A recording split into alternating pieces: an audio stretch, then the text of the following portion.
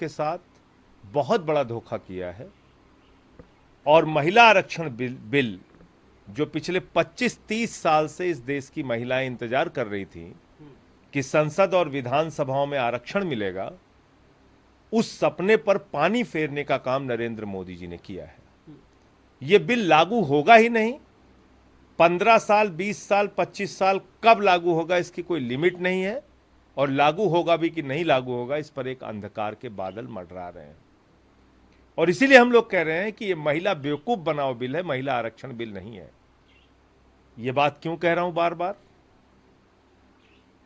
2002 में भारतीय जनता पार्टी की सरकार ने कहा 2026 तक देश की सीमाएं जो हैं वही रहेंगी और किसी भी प्रकार का कोई सेंसस, कोई परसीमन नहीं हो सकता।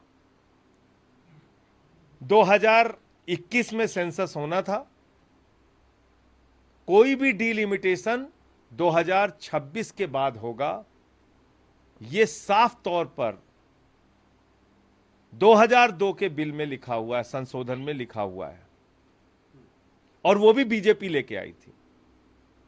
तो जब आप जानते हैं कि 2026 के बाद ही जो पहला सेंसस होगा उसके बाद ही डिलिमिटेशन हो सकता है, यानी 26 तक कोई डिलिमिटेशन हो ही नहीं सकता, तो 26 के बाद जो सेंसस होगा 2031 में होगा।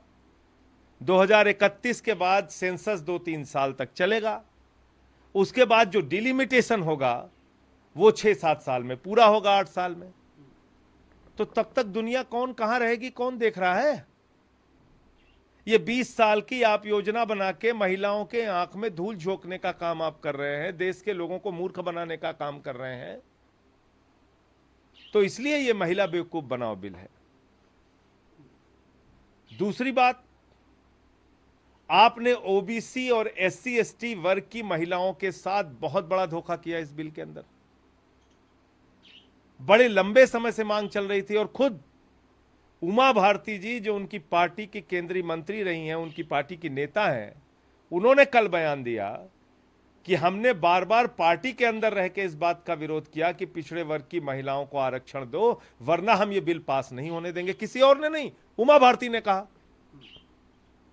तो भारतीय जनता पार्टी के अंदर जो पिछड़े वर्ग के नेता हैं वो मूक बधिर बन के क्यों बैठे हुए हैं?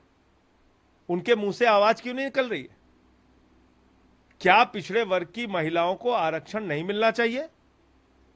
क्या लंबे समय तक जो ये मांग रही है पिछड़े वर्ग समुदाय के लोगों की, क्या उसको पूरा नहीं करना चाहिए था? सरकार को ध्यान नहीं देना चाहिए था? तो ये दूसरा धोखा इन्होंने किया। तीसरा धोखा, SC/ST का जो रिजर्वेशन आज है उसी के अंदर आप आरक्षण दे रहे हैं। 33% महिलाओं के आरक्षण में आप आरक्षण अलग से उनको नहीं दे रहे हैं, तो ये SC/ST वर्ग के साथ भी धोखा है। तो कुल मिलाकर ये एक धोखे का, फरेब का और बेवकूफ बनाने का बिल है। जब 2024 में इनकी विदाई हो जाएगी मोदी जी की, तो जिस रूप में इस देश के करोड़ों लोग, करोड़ों महिलाएं इस बिल को चाहती हैं कि वो जमीन पे लागू हो, वो लागू करने का काम इंडिया गठबंधन करेगा। सर, मल्लिकार्जुन खड़गे ने सवाल किया कि कानून कब तक लागू हो जाएगा, इस पे अर्जुना मेघवाल ने।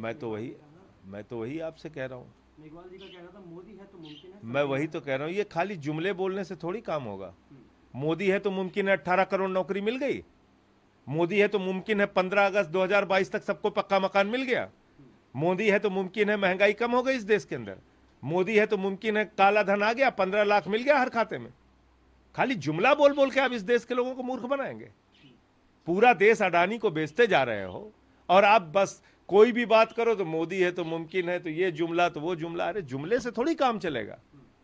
आपने किया क्या है इस देश के लिए? एक वादा बता दो जो जमीन पे आपने पूरा किया। मोदी है तो मुमकिन है फसल का दाम 2 गुना हो गया। तो इसलिए ये बेवकूफ बनाने की जो परंपरा भाजपा की चली आ रही है लंबे समय से, इसको अब लोग पहचान चुके हैं। ये चुनावी चाल है, चुनावी जुमला है, और समय आने पे इस देश की महिलाएं इनको जवाब देंगी और आधी आबादी इनको मिलकर हराएगी बुरी। नमस्कार, मैं हूं मानक गुप्ता। अगर आपको हमारा ये वीडियो पसंद आया हो तो इसे लाइक और शेयर जरूर करें और हां, हमें सब्सक्राइब और फॉलो करना ना भूलें ताकि आप देश और दुनिया की कोई खबर मिस ना करें। तो जुड़े रहिए हमारे साथ और देखते रहिए न्यूज़ 24।